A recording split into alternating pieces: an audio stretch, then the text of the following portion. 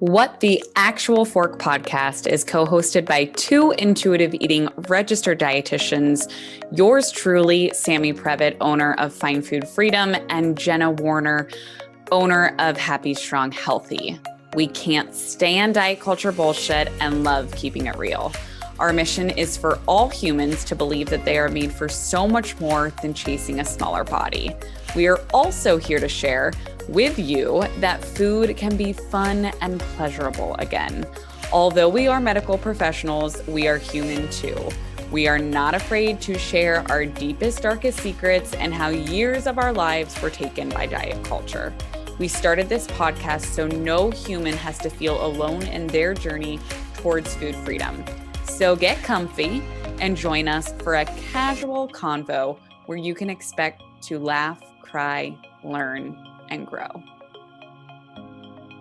Welcome back to another episode of What the Actual Fork podcast. Today we had Meghan Watson on the podcast, who is a registered psychotherapist and the founder of Bloom Psychology and Wellness, a therapy practice based in Toronto. In her everyday work, Meghan focuses on education and support for people experiencing struggles with understanding their emotions, their relationship with food and their bodies, and managing everyday stresses and establishing healthy relationships. Outside of the therapy room, Meghan is a mental health consultant, writer, and creator. Meghan is a resident therapist for Alchemy Health, an on-demand mental wellness platform designed for the Black community. When she's not working, Meghan spends time reading, listening to podcasts, tending to her urban garden, and spending time with friends and family. The only thing I'm disappointed we didn't talk about is this urban garden, because I feel like the plant conversations are always so fun.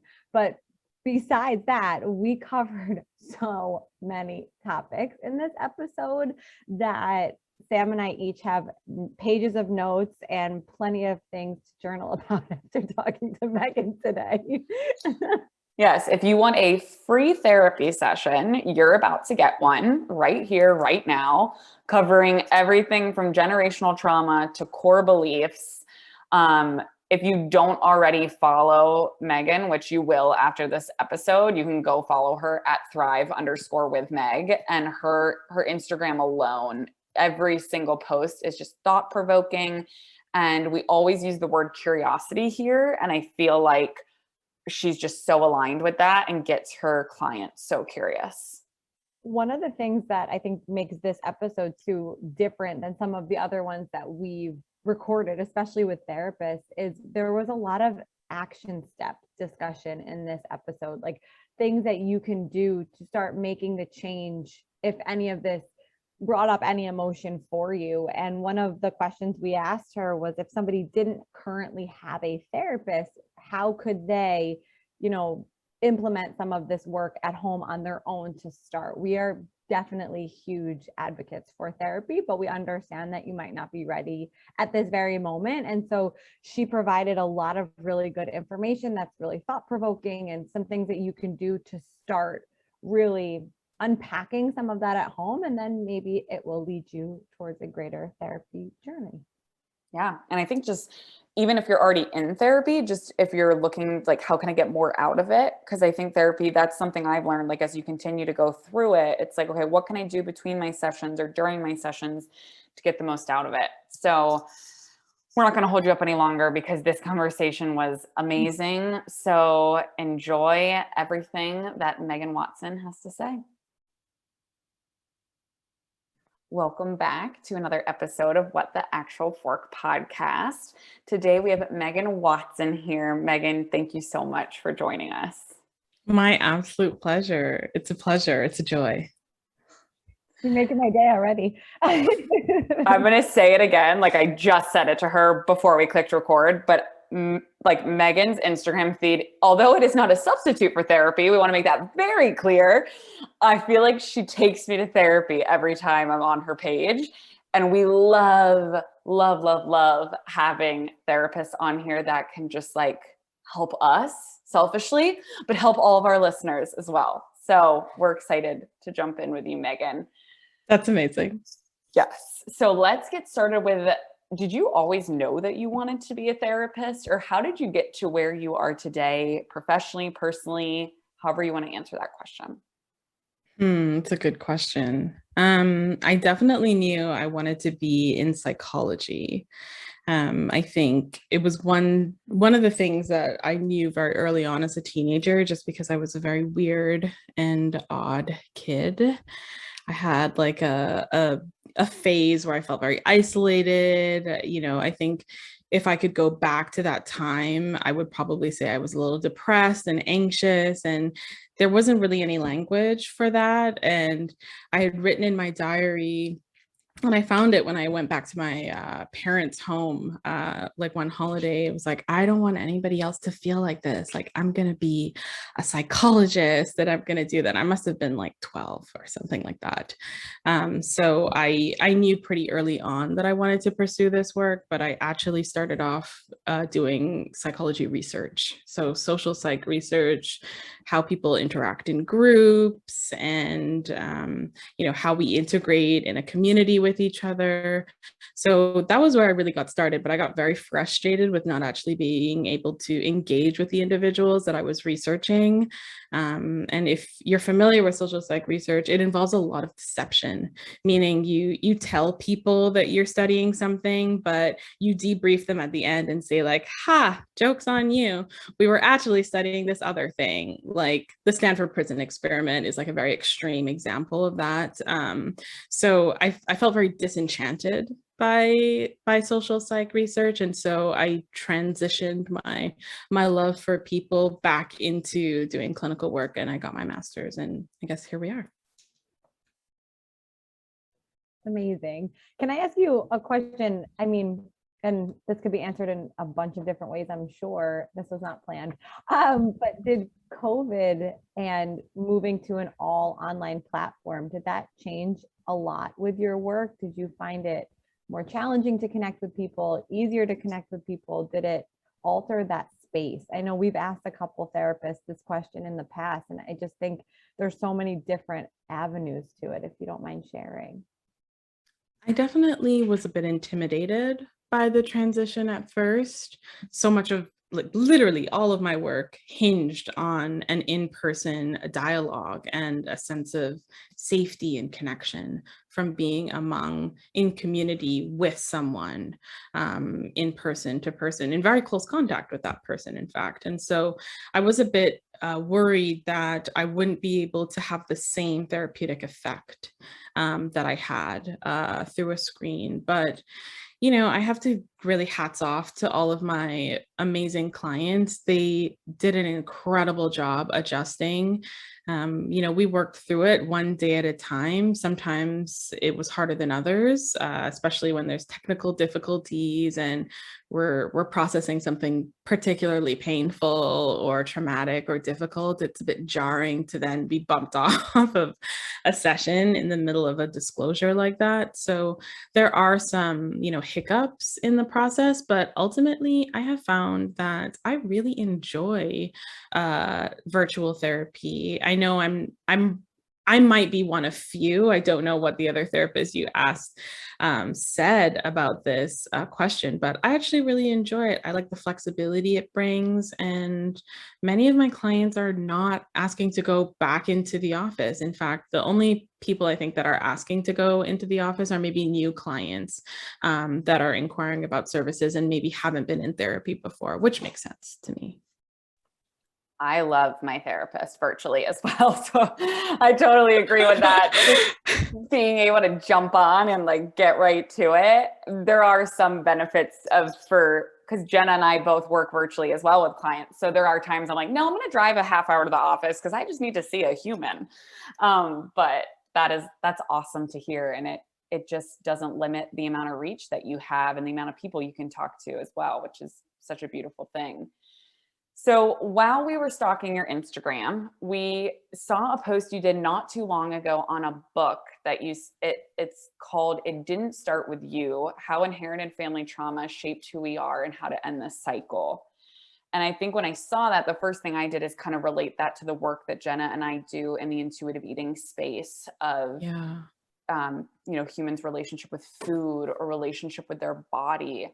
So can you just expand on that post, like what that book is all about and kind of how you bring that into your work?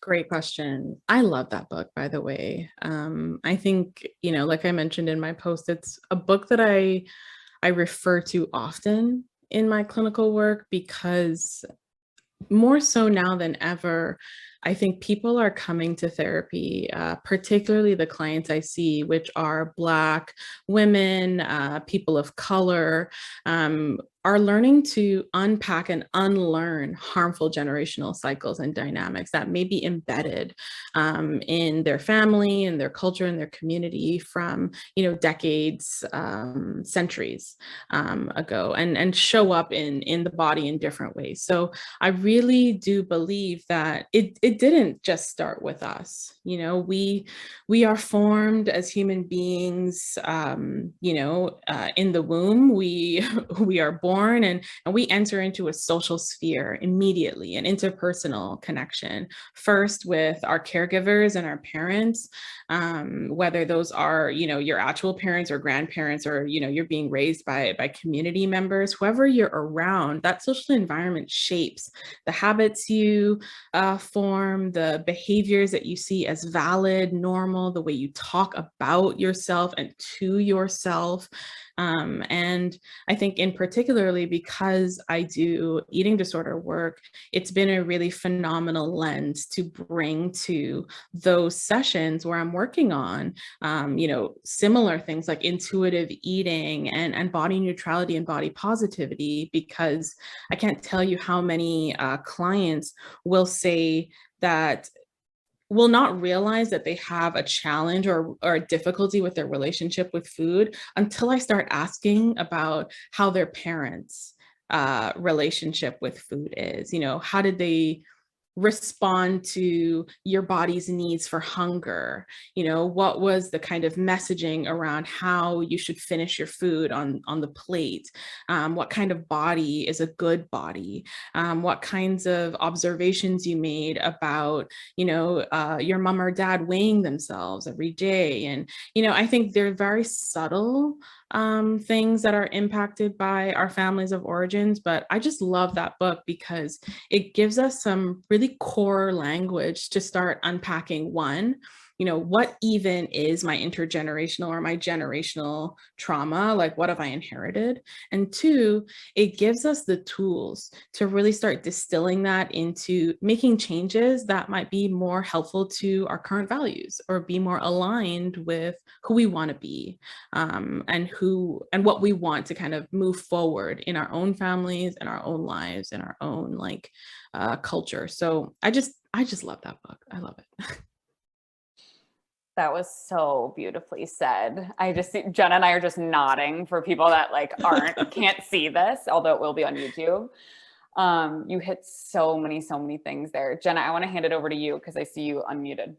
I was just trying to wrap my head around how to put to words anything that would sound as eloquent as you just stated. Because I think I'm looking at the second slide of that Instagram post that shares the title of the book, and it kind of gives and looks like the beginning of 21 different scenarios perhaps that could be potentially inherited, or just conversations that you can have with yourself. And just something that for those that are not currently in therapy or maybe thinking about it, do you recommend someone that reads this book take one of these and journal about it or have a conversation? What would be an action item for somebody to start working through some of this information? Because for some people, I think it's really maybe the first time they're hearing it. Sorry about that. Fine. Pandemic life. I was going to say, dogs barking is a normal thing here. We can't control that. So I think to continue what Jenna was saying, just finding that action item, other than reading the book, of course, is there something where people like to start to kind of uncover, unpack that generational trauma? Yeah, I think, where I normally have people start is before you even read the book. If the title is piquing your interest and you really start to be like, what does that mean? It didn't start with me. I think try to see if you can come up with any questions that you have. I think some questions that I commonly hear from people are, do I just repeat the same patterns that my parents did? Another question might be, what does it mean to have a partner that reminds me of my dad, right? And it doesn't have to be overcomplicated, just, any initial questions that relate to you and your circumstance. Because I think before you read any book, before you do any journaling, I really like to encourage individuals and my clients to step into their own context and to use discernment to be able to realize that everything we read will not apply to us. And everything that we engage with has to be digested critically. So having a point of reference to say, before I even do this, an action item I can take is to check in with my body, check in with myself.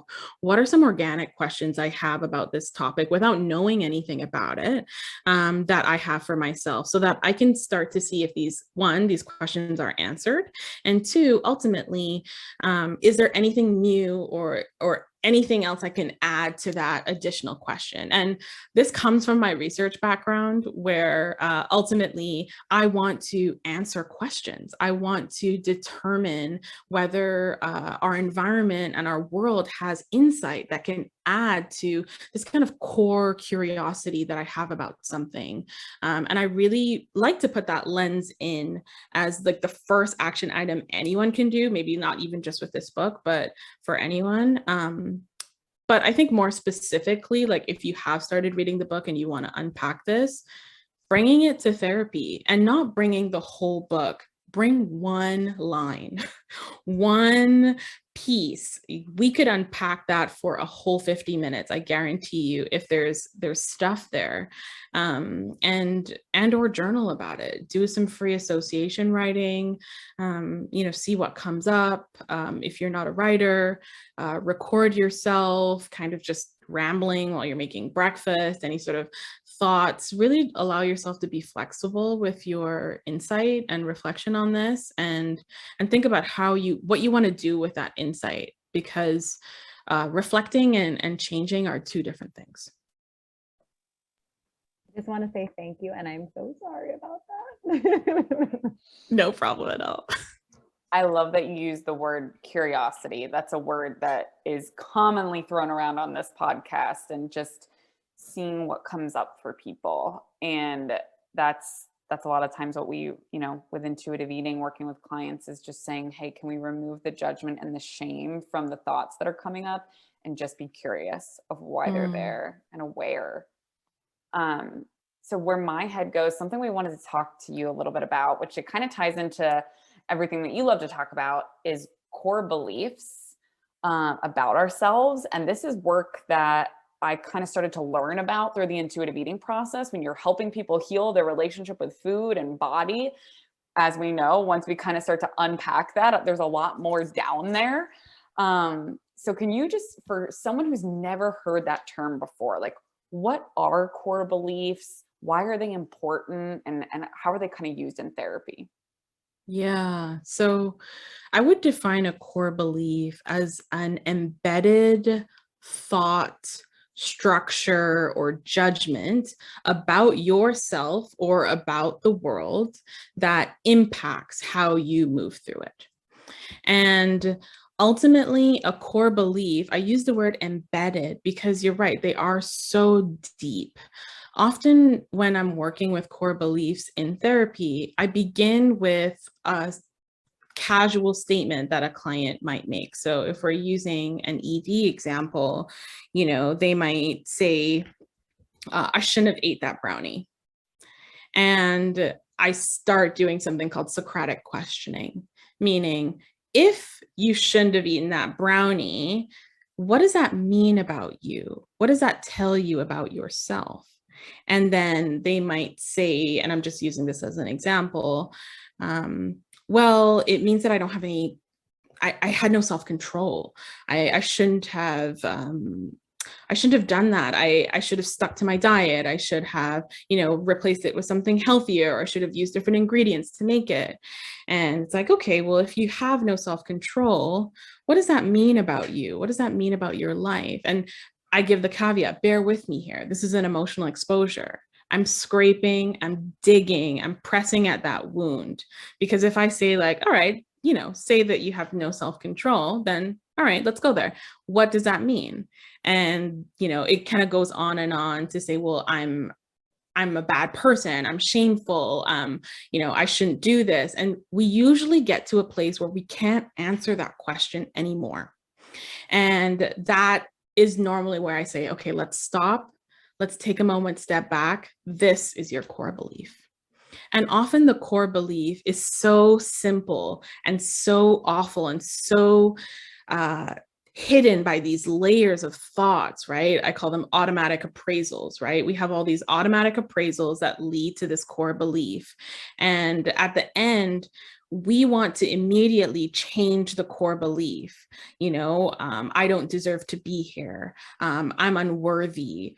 I'm ashamed. I'm shameful, right? And we want to change that. But ultimately, what I tell clients is that your core belief is like looking at the end of a telescope, and the glass at the end of a telescope is cloudy.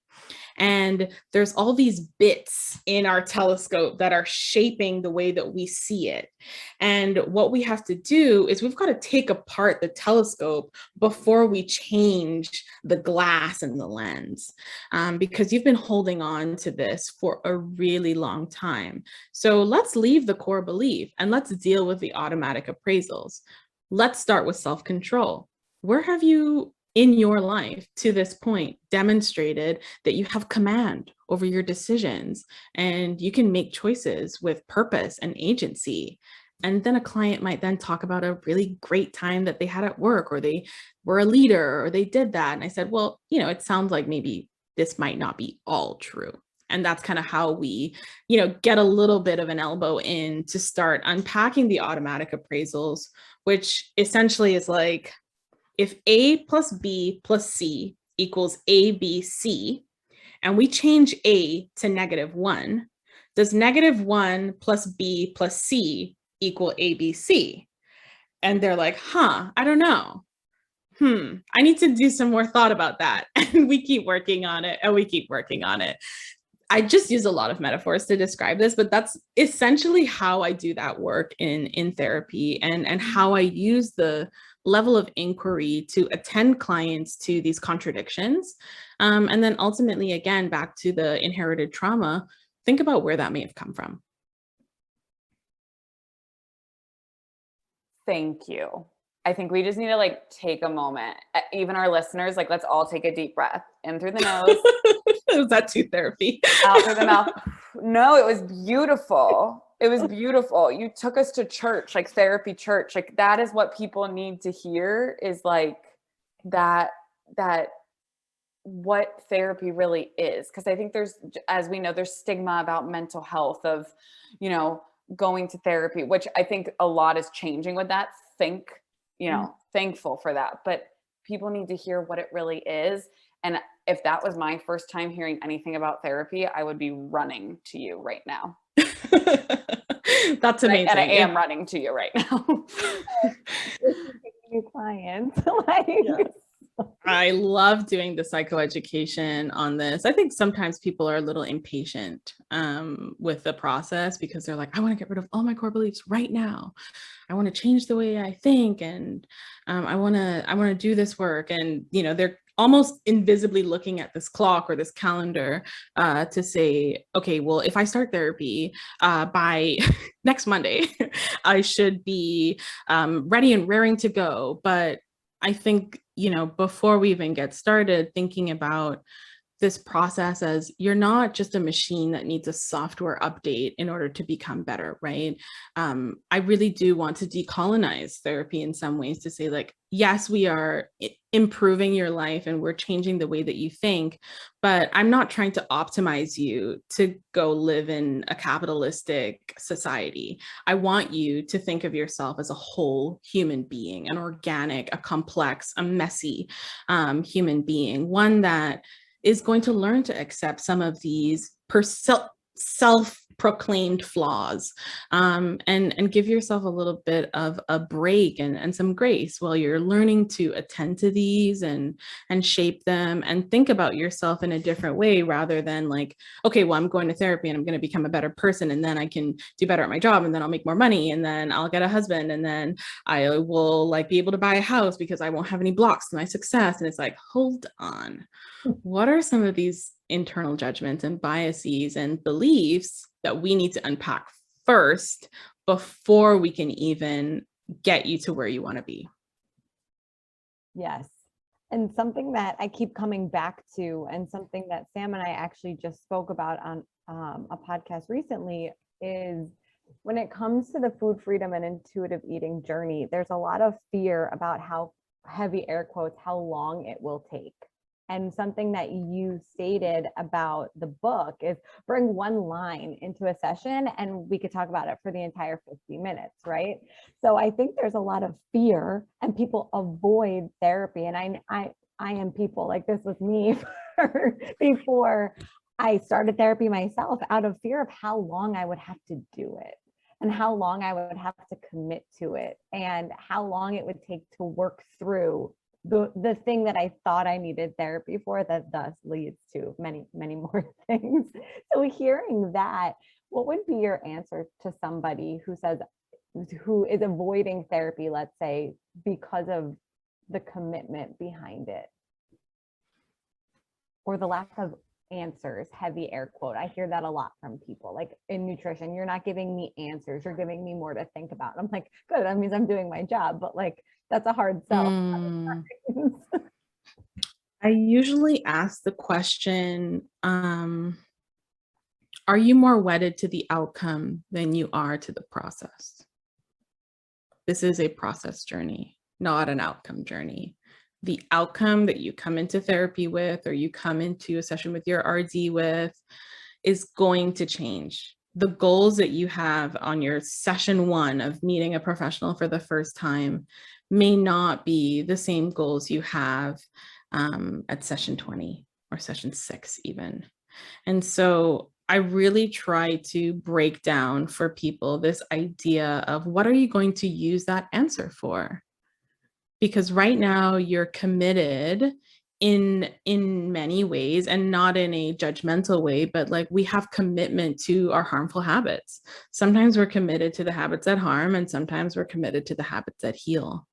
And right now you're committed to the habits that harm, especially if I'm dealing with a client that has particularly challenging behaviors that are actually really harmful for their physical health and well-being, like purging or using laxatives, things like that. And so I come at it from a harm reductive standpoint, saying, at the end of the day, it doesn't really matter to me where you are in this journey, because you've spent a lifetime learning about diet culture, and you spent a lifetime having that ingrained and embedded into your psyche and into your belief system and into your habits. And now we're just scratching the surface of unlearning that. What is the expectation that it's going to happen tomorrow? And can you come to some sort of conclusion or some sort of understanding that this is going to take time? And if not, then let's think about what we're doing here. Let's think about, how do we get to that place you want to be unless we start? And are you willing to give yourself some compassion as you start this journey and you realize that to do the kind of therapeutic growth and change requires that either you change everything in your life all at once and you become deeply uncomfortable and unable to function and sustain other things like going to work, parenting, all these different things, or we take it one step at a time and we go with the flow. And most of the time after I say that, people will say like, okay, I get it. It's not going to be tomorrow, but what about my answers? What about like knowing more and having some concreteness to this? And it's like, that's going to be what you put into it. We're going to find the outcomes when we see what happens between the time we talk today and the next time we see, let's see what happens. We've done a lot of learning. Now let's think about how we apply it. And that puts people into like high gear, because I think a lot of times, and you can maybe speak to this, people look to us to solve problems in their lives that we are not present in to change. And they want us to give them that answer on a silver platter, as if we can do that. And we can't, because we don't, sleep in the same bed as them. We don't live in their house. We don't walk their dog. We don't parent their kids. We don't live their life. And so we can't be a voice in their ear. That would be incredibly expensive to do that. I'm sure you could find a therapist that would be willing to be personalized coach in your ear, but that's just unrealistic. And so, you've got to do the work. And I don't shy away from attending people to that, and being a little bit very blunt to say, like, I can give you all of my insight, but if you don't do anything with it, then we're going to keep having this conversation. And I have endless patience to hear it over and over again. I will never judge you. I will never shame you for that. You might shame yourself. And then you've got to decide what you want to do with that. And I can help you. That was amazing. Thank you. It's the answer everybody needs to hear. Absolutely. Absolutely. So as we wrap this, before we tell people where they can find you, for anybody listening right here, right now, we talked about the generational trauma. We've touched on core beliefs. I loved your Socratic questions. Like, everything was amazing. If they can remember one thing, they walk away from this, they don't remember anything but one statement from you, what would it be? Man, this is tough. And it doesn't have to do with anything we talked about today. If you're like, okay, that was all great, but this is what I want you to know, that's fine too. What do I want you to know? What do I want people to leave with? I think I want people to leave with, remember that you are not a machine. You can't just update your software and change and be a better person and be optimized. I think we live in a culture of self-optimization, and it's hard to just figure out how to live, how to be. And so if I could encourage anyone to just have some compassion for the complexity of what it means to be a human being and what it means to embark on a journey of healing, I would really encourage them to think about that, to allow themselves the grace to mess up and to feel disorganized, and to allow for experiences of overwhelm and anxiety to exist. We have evolved as human beings for hundreds and thousands of years, and somehow we still have our emotions. That should tell you a lot about their utility, about their function, about how necessary we need them for in our daily lives. So don't run from it. Face the feeling and release the judgment about it, and let yourself be human. I would say that's my final point. Wow. I'd say that's a good place to end. I know I needed to hear that, and I'm hopeful that everyone listening, I think we all need to hear what you just said. So where can everyone find you, Meghan? Where's the best place for them to go to find you? You can find me on Instagram at thrive_with_Meg. You can follow my blog on Substack. It's called Feelings, Healing. And you can follow along on Alchemy Health, which is the platform that I'm the resident therapist for. And it is a wellness platform for total Black health, really caring for the culture and moving forward in a way that demonstrates mental wellness for all of us, including intergenerational trauma and body-based healing and self-understanding. So yeah, that's where you can find me. Amazing. Thank you so much for being here with us today. My absolute pleasure. Thanks for having me. Guys, thank you so much for listening to another episode of What the Actual Fork Pod. We know there are a lot of pods out there, and we are so grateful that you are here listening with us. If you enjoyed this episode, please be sure to subscribe, like, share with all your friends and faves, and follow along with us on social at What the Actual Fork Pod. We promise to continue to bring you the hottest topics, greatest guests, and the most fun you can possibly have while fighting diet culture bullshit. We love you, we appreciate you, and we will see you next week for a lot more fun.